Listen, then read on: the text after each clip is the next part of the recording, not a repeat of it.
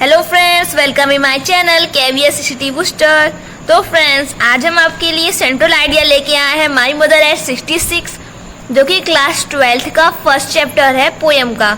ये रिटन है कमला दास। तो सेंट्रल आइडिया क्या है? The central idea of the poem has been taken from the lesson my mother at 66। इसे आप अगर लेसन का नेम डालें तो इसे ब्लैक पेन या इसे हाईलाइट कर दें और कॉमा डबल इंवर्टेड कॉमा जरूर करें।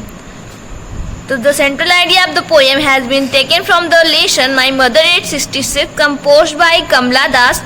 The poem has been written in lyrical items and bring out the complexity of human relation.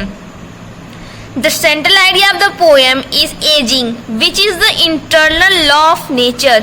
The poetess had gone to meet her mother, whose pale face made her realize that her mother is getting old. The poetess become really upset.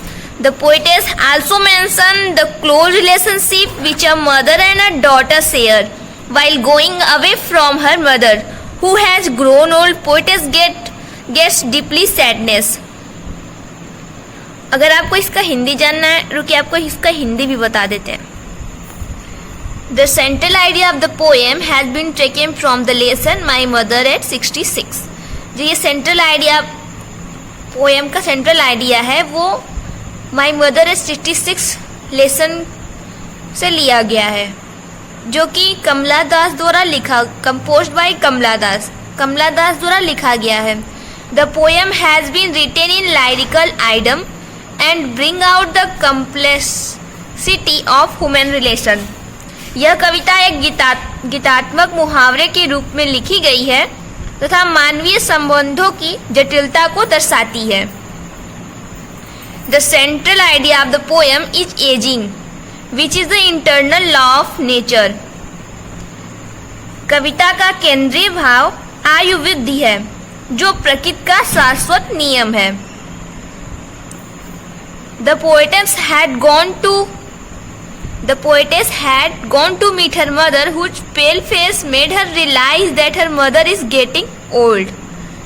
जो कवियत्री है वो अपनी माँ से मिलने गई हुई थी, जिसका पीला चेहरा देखकर उन्हें यह आभास हुआ कि उनकी माँ अत्यंत वृद्ध हो गई हैं। The poetess become really upset. इस बात से कवियत्री बहुत उदास हो जाती है।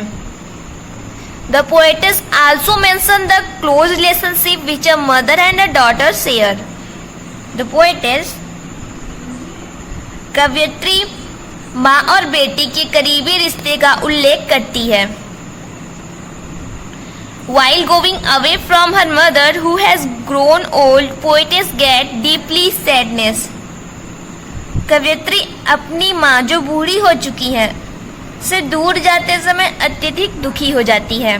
तो फ्रेंड्स, ये था इस सेंट्रल आइडिया का हिंदी। अगर आपको ये सेंट्रल आइडिया पसंद आया हो तो लाइक एंड शेयर जरूर करें और अपने दोस्तों को शेयर करें, क्योंकि ये बहुत ही यूजफुल सेंट्रल आइडिया है और आपके एग्ज़ाम के लिए बहुत ही इम्पोर्टेंट है। ये सेंट्रल आइडिया आपके एग्ज़ाम में अवश्य पूछा जाएगा। Thank you friends. Subscribe KVS Study Booster. Thank you.